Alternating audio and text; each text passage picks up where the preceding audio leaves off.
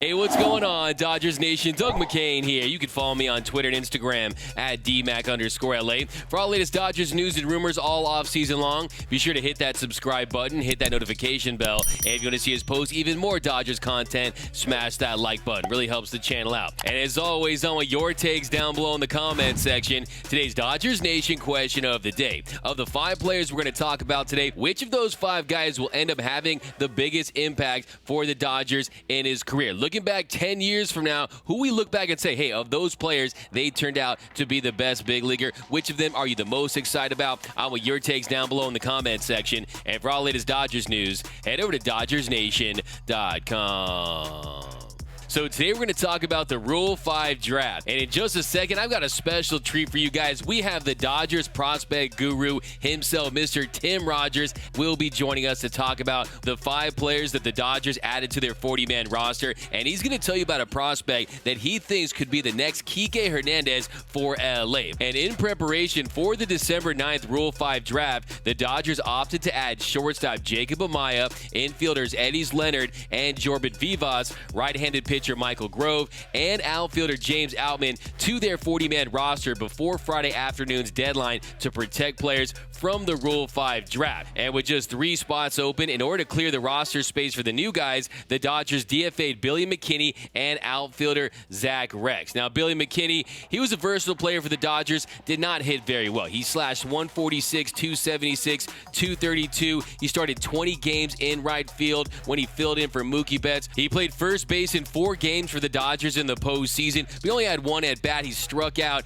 in Game 4 of the NLDS as a pinch hitter. And then LA DFA left-handed hitting Zach Rex. So Rex, he made his MLB debut this season. He struck out 7 times in 10 at-bats. He went 0 for 10. He had 2 starts in left field this year. You remember, they drafted Zach Rex in the 10th round out of Kentucky in the 2017 draft. So he has been DFA'd. But next, I'm very excited. We've got my man, Mr. Tim Rogers, in here to talk about the roster moves the Dodgers made. Mr. Tim Rogers, go follow him at SD Dodger. He's the founder and editor-in-chief of Dodgers2080.com. He also has one of the best Dodgers jersey collections you're ever going to see. I call him the Dodgers Jersey King. But welcome back to the show, Tim. My first question is, what are your thoughts on the 5 players that the Dodgers protected today, starting with outfielder James Outman and shortstop Jacob Amaya? I was actually very, very happy that they protected those players. You know, as a hashtag prospect hugger, I worry about those guys getting drafted away. I think there was the most likely guy to be that would have been drafted would have been James Outman. His athletic ability is phenomenal. He's made a ton of improvement. You've seen his highlight catches, but with the bat, he's really come around and he's hitting the ball a lot better. We did see him a lot in spring training in 2021. I think he made more than enough impression on the Dodgers at that time for them to realize they need to keep him. Amaya had a tough year last year at the plate. However, he's probably the best fielding shortstop in the organization. He also has those intangibles. He's got leadership skills off the charts. I've actually seen him in action in the dugout when he was with the Quakes and I covered them. He commands the field, and so he's working on his swing. We do have something on Dodgers 2080 about Amaya, about how his swing has been evolving. He's trying to get more power, and so he's gone through the whole season of readjusting his swing.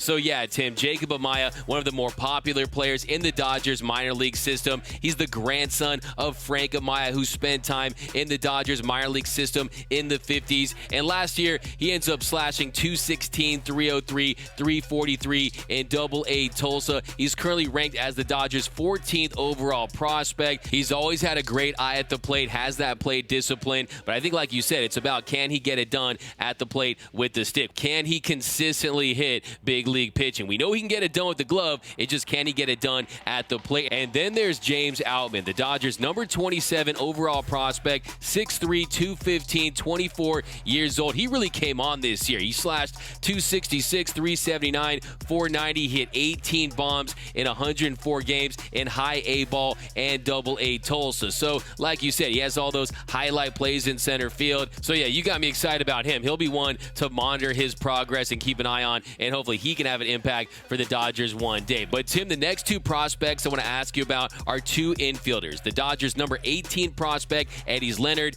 and their 19th prospect, Jorbit Vivas. I know you have tons of insight on these next two guys, so tell me all about them. Eddie Leonard, and forgive me for maybe some mispronunciation of names. Just going from what I've heard, Leonard has, he's a guy that, a lot of us had barely even heard of. And he started the season kind of as not even, probably as a backup with Alex DeJesus at shortstop. And he ended up playing a lot more shortstop than DeJesus by the time he was there. And he ended up getting a promotion at Great Lakes. He can play second, third, and short really well. And his hitting was really good. There's a lot of pop there. Vivas is a personal favorite. Good dude. I've met him, chatted with him quite a few times. For you olders, there's a guy that he reminds me of. He used to play with the White Sox. His name is Ray Durham, a little shortstop. Now Vivas is a little bit bigger, but Vivas has grown a lot in the last couple of years. I talked to him about that. And part of it just maturing, but there's a lot of hard work that's been into it. His hit tool is really strong. He doesn't strike out a lot. I think last year he only struck out 55 times, which is, for a full season, that's pretty darn good for anybody. It's a little bit old school.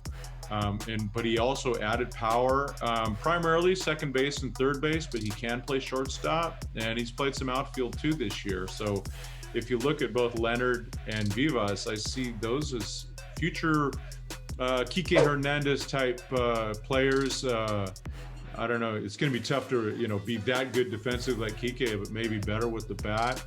So first, I love that comparison, Tim. Ray Durham. Look, Ray Durham's going to be wondering, hey, why am I trending on the internet? And it's going to be thanks to you, Tim. And then second, comparing Vivas to Kiké Hernandez, that has to get Dodger fans excited, especially after last season when Zach McKinstry didn't pan out to be that guy. He couldn't fill Kiké Hernandez's shoes. Z-Mac ends up putting up a 77 OPS plus last season. And then defensively, he just wasn't looking the part out there. So that's really encouraging to know that the Dodgers have some utility guys in the pipeline that can come up and hopefully do what guys like Kiké Hernandez did or Chris Taylor has done. We understand the value of that position in this organization. I think Dodger fans, they're itching to get another Kiké Hernandez up here at some point. But next, tell me about Michael Grove. He had a 7.86 ERA, a 1.789 whip. He allowed 19 bombs and 71 innings of work at Double-A Tulsa this year, but he did turn around late. They refined his mechanics a little bit. They tweaked some things, and in his last 4 starts, he looked a lot better. He posted a 3.78 ERA. Those strikeout numbers started to go up, and he has some really nice stuff. He can miss bats. He can get punch-outs. Tim, tell me all about Michael Grove. Michael's come a long way. The Dodgers drafted him with coming out of Tommy John surgery. He struggled a lot. 2019 with the Quakes, I saw a lot of starts of his, and they were, keeping him short at a couple innings, but he was struggling. That's what happens with Tommy John surgery. That's why, the Angels, if they're thinking Syndergaard or the Astros with Verlander, or even us with Dustin May, they're just going to come in and start dominating again. Not quite. The command is the tough thing to really get back. But it was by the end of the year that Grove really kicked it into gear. And again, we have another article on Dodgers 2080 on Grove. You go to the site, it's right near the front, about his improvements. And he's also, just notes about him, he is a high quality individual. And the article that was written about him by Casey Porter, who interviewed him also, and you could look at Casey's website also, Dodger Poke Report, and his YouTube site. And he spends a lot of time talking about the type of human that Michael is, and how he gives back to his community and things like that. So yeah, it sounds like they're all really good dudes, and I know you like them, so that's the most important thing. But when's the soonest that we could expect to see them potentially have an impact at the big league level? 5 really high quality people, definite Dodger types. These are guys that you hope can make an impact. You never know. They're prospects equals suspects, like they say. But I think it was a good move, and I think it offers a little bit of, I think, some optimism. I don't know if any of them contribute quite in 2022, but 2023, 2024, watch out. Nice. So yeah, that seems like it's always the case when it comes to prospect. You have to have some patience. It's looking like 2023 at the soonest for these guys. But Tim, last question I want to ask you though is, were there any surprises with the moves the Dodgers made today? Not really. The one guy that, and I don't think he'll be drafted, was Robinson Ortiz. He's a guy that has been with the Dodgers. It seems like he's been one of those guys that's been around for quite a long time. But he had some injuries this last year, and so he only pitched, I think it was 4 games or something like that. And so he's a guy. Then, there's one more, Leonel Valera. He was another guy that's been on the prospect list. He wasn't protected, so there's a chance that he goes, but it wouldn't serve him well to get called up right now to the major leagues. I mean, he's hitting the low 200s, but there's a lot of upside with him. Watch Farhan come and steal him, and he turns into a superstar. But that's the risk you got to take. I would have protected him, and let go. There's some fringe guys on our roster that I would have considered letting go instead of possibly losing Valera. Interesting. So more names to keep your eyes on. But thank you so much, Tim. We appreciate it every time you join us here on the Dodgers Nation YouTube channel. Thanks for your insight and expertise on all things Dodgers prospects. But thanks again, Tim, and tell everyone where they can find you. My Twitter, of course, is at SDDodger, also at Dodgers2080. Dodgers2080.com, and then also youtube.com/Dodgers2080. Trying to build up the YouTube site, trying to be like Doug, my role model there. He's the guy, man. Thanks, Doug. I really appreciate it. Hey, you the man, Tim. I appreciate it. But like he said, go follow him at SD Dodger, and also go to his website, Dodgers2080.com, and subscribe to his YouTube channel. I'm going to throw the links in the description. But let me know down below in the comment section, which of these guys are you most excited about, and which of them do you think will have the biggest impact for the Dodgers at some point in their career? Also, do you have any issues with any of the moves that the Dodgers made? Let me know down below. My name is Doug McCain. You can follow me on Twitter and Instagram at DMAC_LA. For all things Dodger baseball, be sure to hit that subscribe button, hit that notification bell, and if you want to see us post even more Dodgers content, smash that like button. For all latest Dodgers Nation merch, head over to GearUp.LA, download the new Dodgers Nation app, and until next time, think blue, bleed blue, and I'm out.